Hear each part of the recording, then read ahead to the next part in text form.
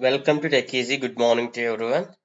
Today in this video, we'll see how you can access htaccess file on your WordPress website. For example, when you're facing something like you have reached over the upload size or something like that, at that point of time on your hosting, you want to access .htaccess so that you can change the limit.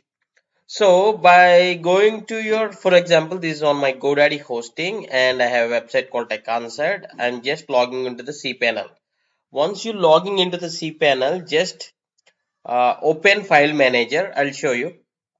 See here on the file manager where I have installed the WordPress website and it is currently running actually. So I'll click on file manager and here you'll have this htaccess under public underscore html. So when I double tap on public underscore html, when I check through all the files and the folders, or even when I search here, htaccess is not being shown here at the first list.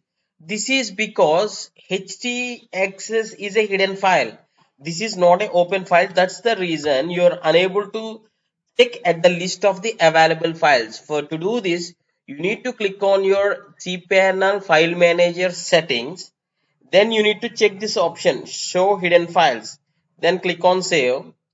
Now you can be able to find this htaccess. Okay, just scroll down until you find this htaccess at somewhere point here. See here, this is where you can find. You can now select and now you can click on edit, whatever it may be, whatever the use, I don't know. But even if you want to edit or if you want to just have a check, as that is a hidden file, you need to first check on that option like show hidden files. Then only you will be able to see that option. I hope you like this tutorial and I wish you like this video tutorial, and thanks for watching. Have a nice day.